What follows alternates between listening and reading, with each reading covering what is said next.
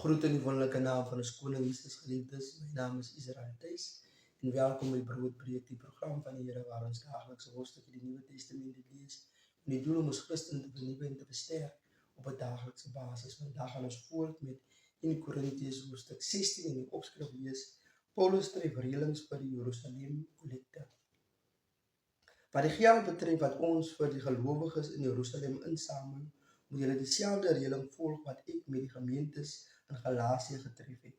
Op elke dag van die Here moet elkeen van julle na vermoë tuis iets op sy sit en dit spaar sodat daar nie eers insamelings plaasvind wanneer ek kom nie. Wanneer ek kom, sal ek die persone waarop julle besluit met aanbevelingsbriewe stuur om julle gawe in Jerusalem af te lewer. As dit wenslik sou blyk dat ek ook gaan, kan hulle saam met my reis. Ek sal na julle toe kom nadat ek deur Macedonië gereis het.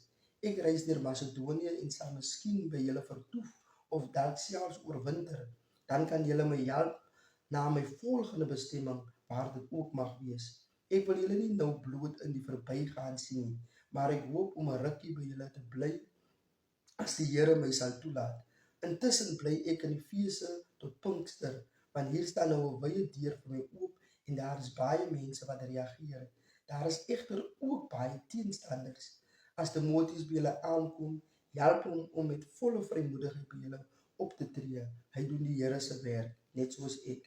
Kyk dat niemand hom intimideer nie. En help hom om sy reis voorspoedig voort te sit op pad na my toe. Ek verwag hom saam met die ander broers. Wat ons broer Apollos betref, ek het sterk by hom aangedring om saam met die ander broers na julle toe te kom, maar hy het glad nie kans gesien om nou te kom nie. Hy sal kom wanneer die tyd daarvoor reg is. Wees op en wakker, staan vas in wat julle glo.